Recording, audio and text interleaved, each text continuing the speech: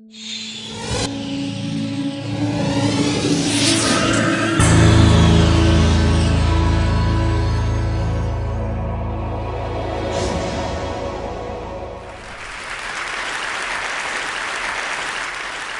decided when I was asked to do this that what I really wanted to talk about was my friend Richard Feynman.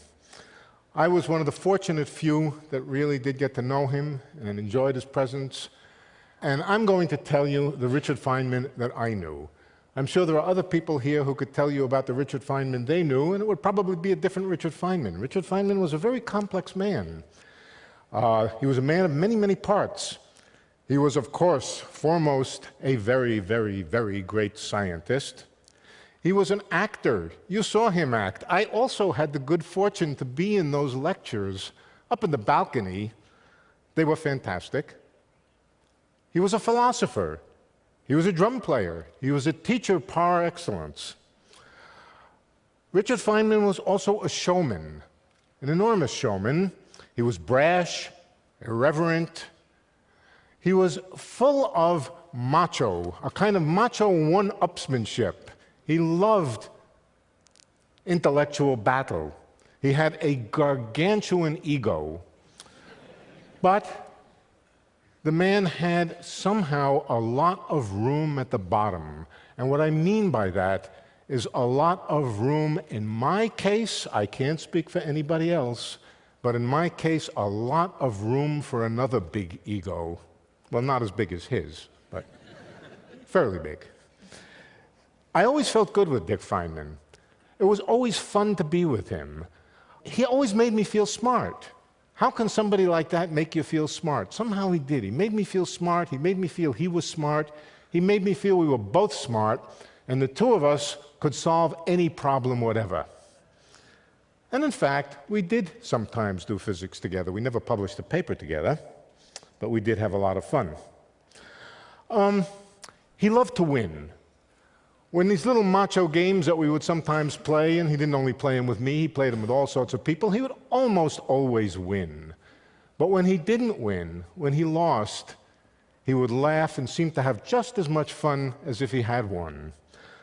I remember once he told me a story about a joke that the students played on him. They took him, I think it was for his birthday, they took him for lunch, and they took him for lunch in to a sandwich place in Pasadena. It may still exist, I don't know. Celebrity sandwiches was their thing. You could get a Marilyn Monroe sandwich, you could get a Humphrey Bogart sandwich. The students went there in advance, and they arranged that they would all order Feynman sandwiches. One after another, they came in and ordered Feynman sandwiches. Feynman loved the story. He told me the story, and he was really happy and laughing. When he finished the story, I said to him, Dick, you know, I wonder what would be the difference between a Feynman sandwich and a Susskind sandwich. And without skipping a beat at all, he said, well, a Susskind sandwich, they'd be about the same. The only difference is a Susskind sandwich would have a lot more ham. Ham as in bad actor. Well, I happened to have been very quick that day, and I said, yeah, but a lot less bologna. The truth of the matter is that a Feynman sandwich had a load of ham, but absolutely no bologna. What Feynman hated worse than anything else was intellectual pretense, phoniness, false sophistication, jargon. I remember sometime during the 80s, the mid-80s, Dick and I and Sidney Coleman would meet a couple of times. We met a couple of times up in San Francisco at some very rich guy's house, up in San Francisco for dinner.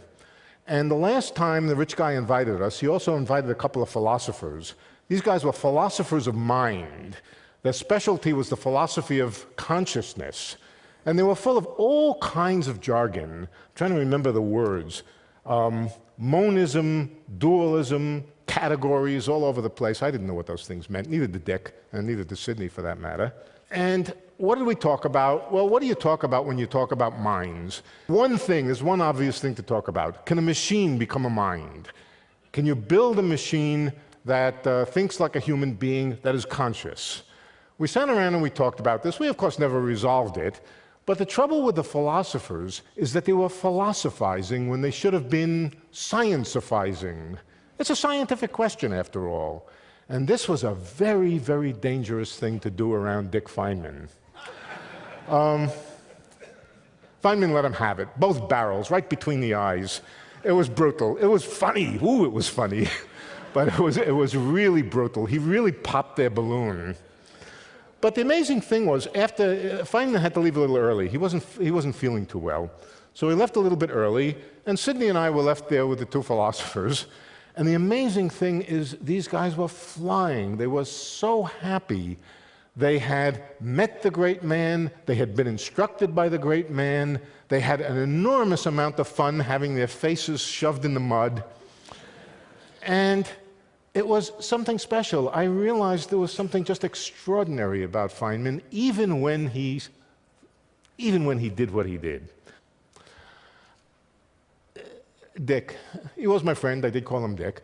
Dick and I had a little bit of rapport. I think it may have been a special rapport that he and I had. We liked each other. We liked the same kind of things.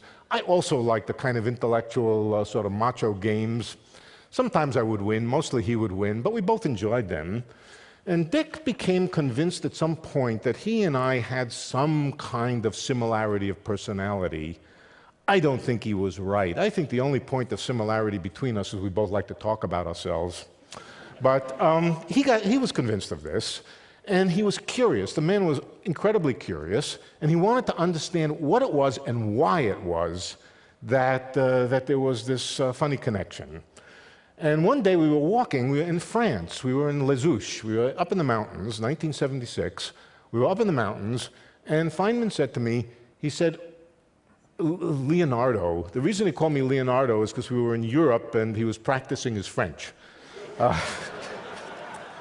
And he said, Leonardo, were you closer to your mother or to your father when you were a kid? And I said, well, my real hero was my father. He was a working man, had a 5th grade education. He was a master mechanic, and he taught me how to use tools. He taught me all sorts of things about mechanical things. He even taught me the Pythagorean theorem. He didn't call it the hypotenuse. He called it the shortcut distance. And Feynman's eyes just opened up. He went off like a light bulb. And he said, you know, he had basically exactly the same relationship with his father.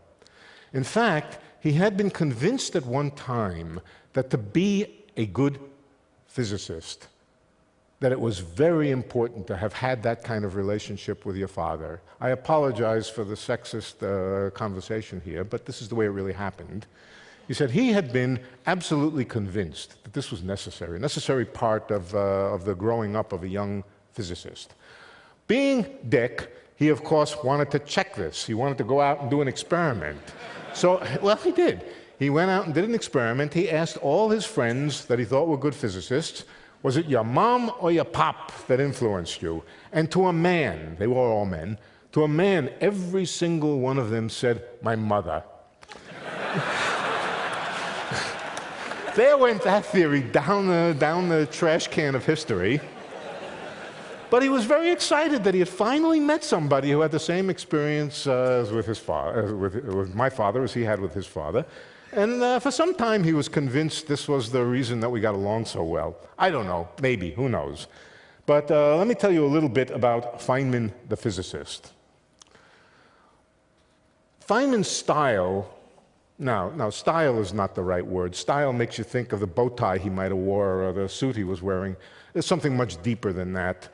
But I can't think of another word for it. Feynman's scientific style was always to look for the simplest, most elementary solution to a problem that was possible. If it wasn't possible, you had to use something fancier. But no doubt part of this was his great joy and pleasure in showing people that he could think more simply than they could. But he also deeply believed, he truly believed, that if you couldn't explain something simply, you didn't understand it. In the 1950s, people were trying to figure out how superfluid helium worked. There was a theory. It was due to a Russian mathematical physicist, and it was a complicated theory. I'll tell you what that theory was soon enough.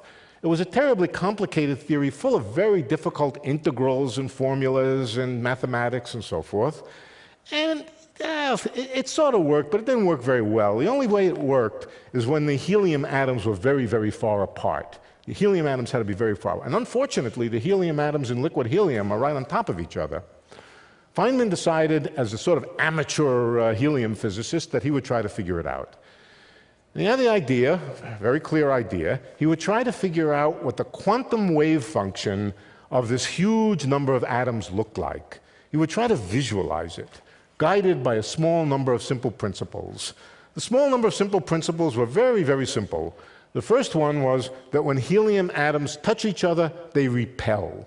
The implication of that is that the wave function has to go to zero, has to vanish when the helium atoms touch each other. The other fact is that the ground state, the lowest energy state of a quantum system, the wave function is always very smooth, has the minimum number of wiggles. So he sat down, and I imagine he had nothing more than a simple piece of paper and a pencil, and he tried to write down, and did write down, the simplest function that he could think of, which had the boundary conditions that the wave function vanishes when things touch and is smooth in between. He wrote down a simple thing. It was so simple, in fact, that I suspect a smart, really smart high school student who didn't even have calculus could understand what he wrote down. The thing was that that simple thing that he wrote down explained everything that was known at the time about liquid helium, and then some. I've always wondered whether the professionals, the real professional helium physicists, were just a little bit embarrassed by this. They had their super powerful technique, and they couldn't do as well. Incidentally, I'll tell you what that super powerful technique was. It was the technique of Feynman diagrams. He did it again in 1968. In 1968, in my own university, I wasn't there at the time, but in 1968, they were exploring the structure of the proton. The proton is obviously made of a whole bunch of little particles. This was more or less known. And the way to analyze it was, of course, Feynman diagrams. That's what Feynman diagrams were constructed for, to understand particles. The experiments that were going on were very simple. You simply take the proton and you hit it really sharply with an electron. This was the thing that Feynman diagrams were for. The only problem was that Feynman diagrams are complicated. They're difficult integrals. If you could do all of them, you would have a very precise theory, but you couldn't. They were just too complicated. People were trying to do them. You could do a one-loop diagram. Don't worry about one loop, two-loop. Maybe you could do a three-loop diagram, but beyond that, you couldn't do anything. Feynman said, forget all of that. Just think of the proton as an assemblage of a swarm of little particles. He called them partons. He said, just think of it as a swarm of partons moving real fast. Because they're moving real fast, relativity says the internal motions go very slow. The electron hits it suddenly. It's like taking a very sudden snapshot of the proton. What do you see? You see a frozen bunch of partons. They don't move, and because they don't move during the course of the experiment, you don't have to worry about how they're moving. You don't have to worry about the forces between them. You just get to think of it as a population of frozen partons. This was the key to analyzing these experiments. Extremely effective. It really did. Somebody said the word revolution is a bad word. I suppose it is, so I won't say revolution, but it certainly evolved very, very deeply our understanding of the proton and of particles beyond that. Well, I had some more that I was going to tell you about my connection with Feynman, what he was like, but I see I have exactly half a minute. So I think I'll just finish up by saying I actually don't think Feynman would have liked this event. I think he would have said, you know, this is, I don't need this. But how should we honor Feynman? How should we really honor Feynman? I think the answer is we should honor Feynman by getting as much bologna out of our own sandwiches as we can. Thank you.